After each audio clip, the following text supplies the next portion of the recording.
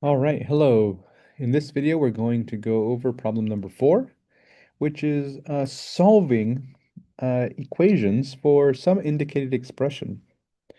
Okay, and I forgot to mention, this is actually from section 1.1 in the textbook for this class. And so, I've written the section number here for each of these. Some of the content here is found in section 1.1, or is just some review stuff. But if you want to read more about this, feel free to visit that corresponding section to, you know, uh, find out more from the textbook. Okay, so solve. What does it mean to solve something?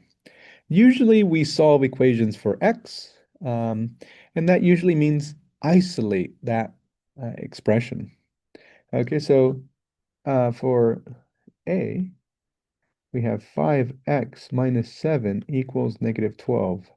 We'll talk a little bit more about what solutions are to equations, but when we say to solve, it usually means isolate that expression, that variable. And so here we can apply the rules for equations. We can add whatever number we want to both sides of an equation. So here it's to my advantage to add 7 to both sides because then it gets rid of the minus 7. And now I have minus 5. I can also divide by any non-zero number. Whatever number I feel like dividing, I can divide by it. Now, since we want to get x by itself, we want to divide by a number that's going to get rid of the 5. And so I'll divide by 5. And so we get x equals negative 1. And now we have solved for our indicated expression, which is x. All right, so that's pretty standard.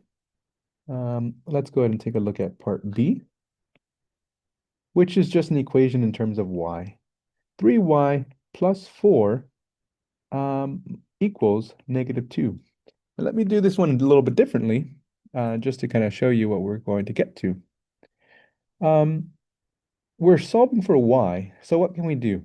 We can subtract 4 on both sides. And so when we subtract 4, the 4 minus 4, those cancel, and we get 3y equals, on the other side, I'm going to write this as negative 2 minus 4.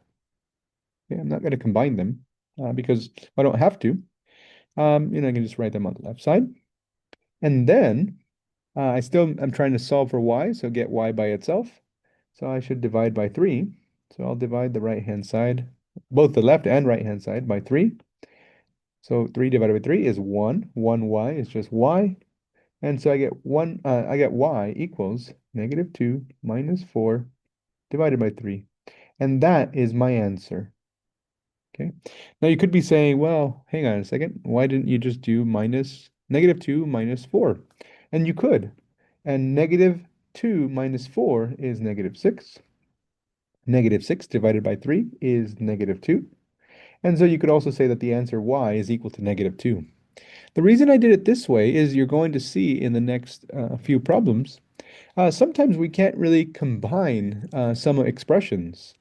And so when we're solving for something, the goal is to isolate that something, that quantity, or that expression, whether or not we're able to combine all the terms on the other side um, doesn't really matter. What we want to do is isolate a certain a certain expression. So um, let's go ahead and take a look. Um, hmm, actually, they don't have any here. Um, But maybe I can make up an example in just a moment. Let's say the um, yeah, let's go ahead and let's take a look at another problem here and then I'll come up with an example. So C, uh, 3 times A plus B plus C minus 6 equals 9. And it says there solve for A plus B minus C. Oops, there should be a minus there. So let's do that. Oops. So how do we solve for a plus b minus c? We just want to get that expression by itself. And so what we can do is we can add 6 to both sides. And in this case, I will go ahead and combine everything. So 3 times a plus b minus c equals 15. And then we can divide by 3 on both sides.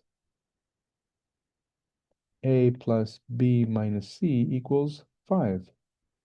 And notice that now I've gotten the expression a plus b minus c by itself, and my answer is, or it is, I have solved for it, and the other side is equal to 5.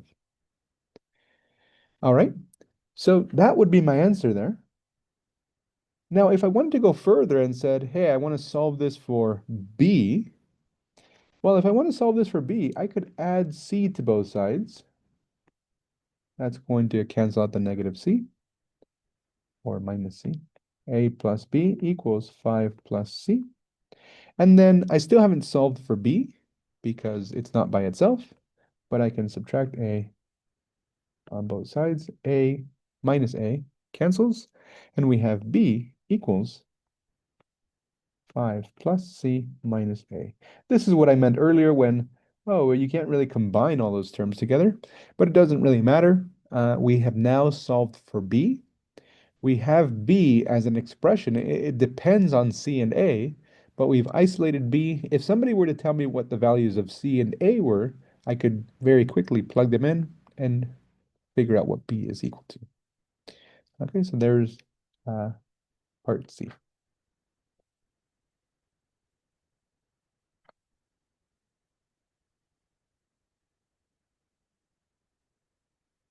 All right, we'll run through some of these somewhat quickly.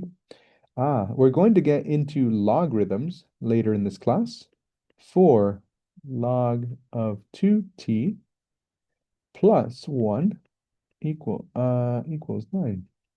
And so at this point, we don't need to know how to solve logarithmic equations for the inner variable, but it says to solve for log of 2t. So get log of 2t by itself. And so you should be able to recognize that there is a 1 here that we can get rid of. And we want to, how do we get the log by itself? Sometimes students might think, hey, maybe I should divide by 4 as my first step. And that would not be the best idea. That wouldn't be the best way to do this, I think. You really want to work as far away from what you're trying to isolate as possible. So the 4 is connected to the log through multiplication. So it's like right there, right next to it, attached to it in a sense. And the plus 1 is a whole separate term. So we can get rid of that plus 1 first by subtracting 1. And we would get, so that would get us 4 log of 2t equals 8. And then now there's no other choice but to get rid of that 4. 4 is attached through multiplication, so we will use division to get rid of that 4. And so we have isolated log of 2t. On the other side, we have 2. Okay, nice.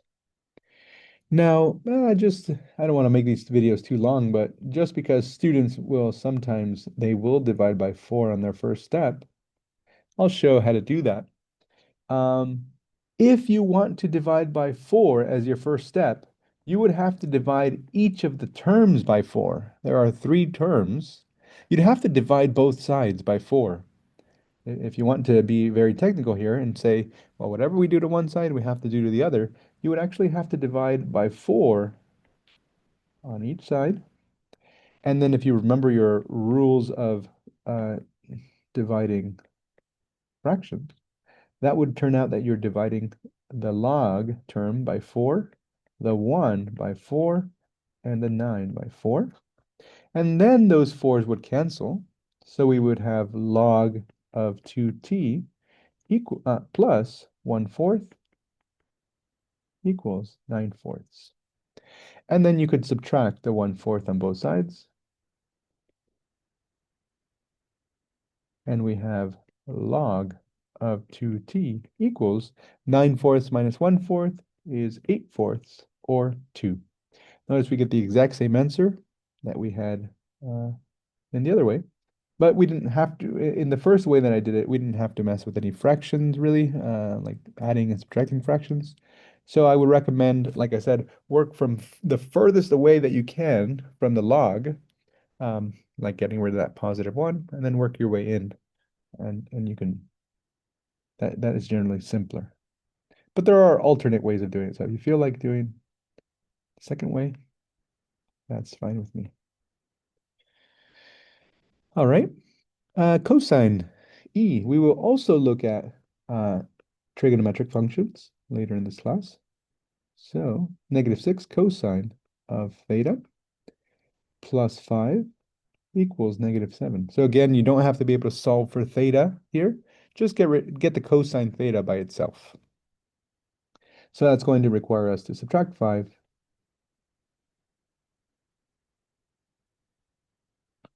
-6 cosine of theta equals -12, and then divide by -6.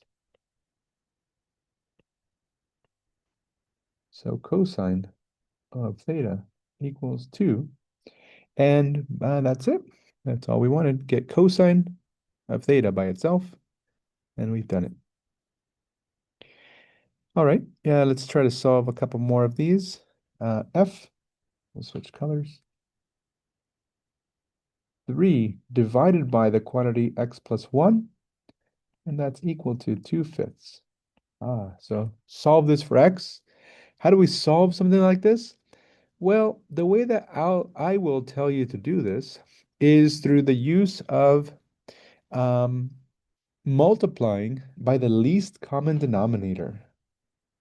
Okay, did we see this before? No. Um, the least common denominator, actually, for the least common denominator, um, I will, let me go ahead and do part G first, and then come back to this one.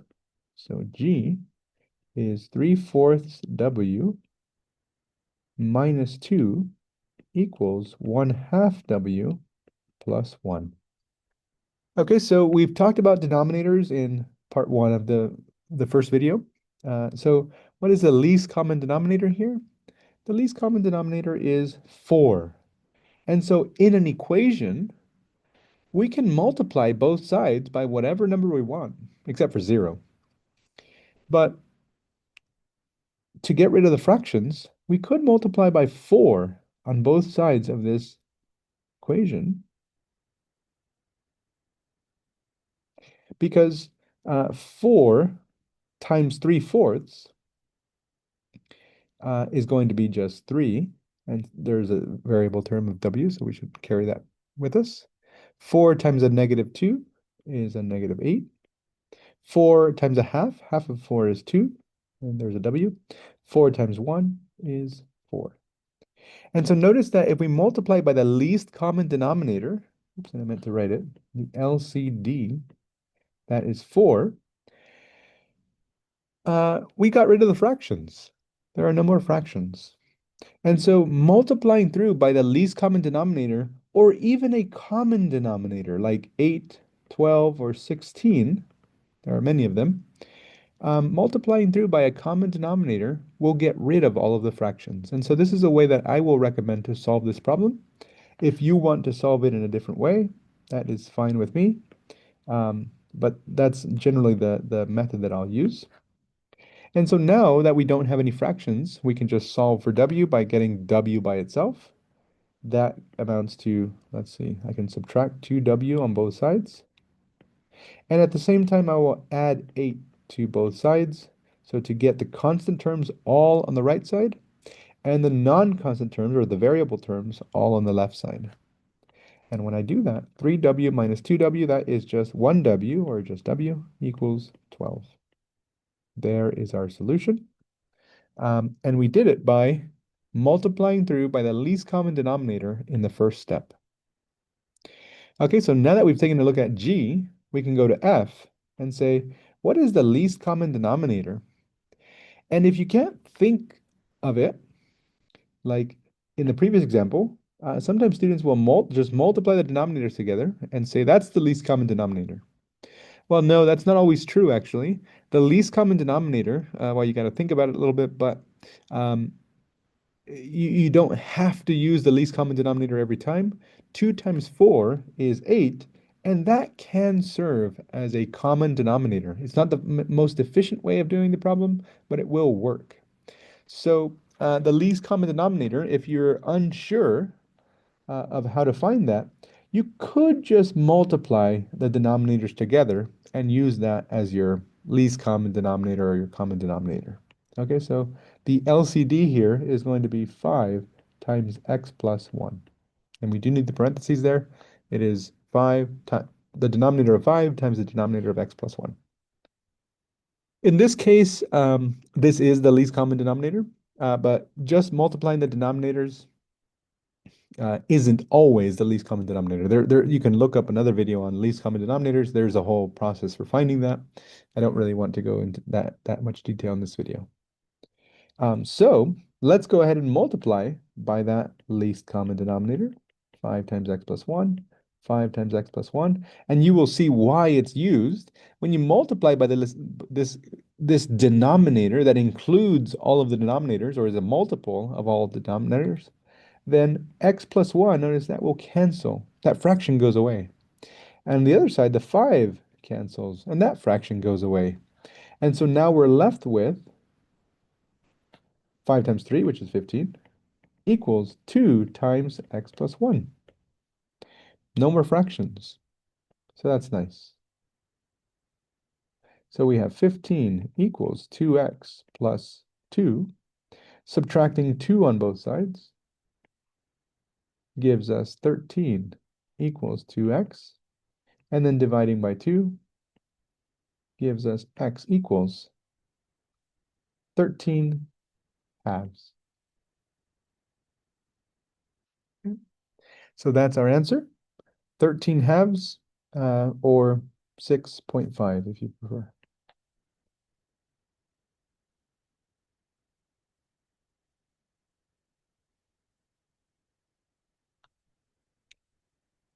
All right, very nice. So let's go ahead and finish these up. Okay, we did G, F, E. Yep. Okay, we've got a couple left. And the next one is H, which is Z plus 5, quantity there divided by 8, minus 3 equals Z over 4. And we want to solve for Z. So what can we do here? I would recommend multiplying by the least common denominator. The least common denominator. And let's suppose we didn't know what it was. If you're in a pinch, you can't think of it, just multiply the denominators that are there. That'll work, but it's not the most efficient way of doing it. So I'll use 32. I think it's pretty clear that the least common denominator here is just 8, because 8 divides 8 and 4 divides 8 evenly. So you can use that, but I'll use 32. Let's see what it does. So we'll multiply each, we're technically multiplying each side of the equation by 32. When we multiply the 32 to the fraction with denominator of 8, 8 divides into 32, and we get a factor of 4. So we get 4 times the numerator of z plus 5, so we should put it in parentheses. 32 times a negative 3 is a negative 96. And then finally, the 4 divides into the 32, going in 8 times evenly, so we have 8z there. Okay, and so we have, if we distribute, 4z plus 20 minus 96 equals 8z.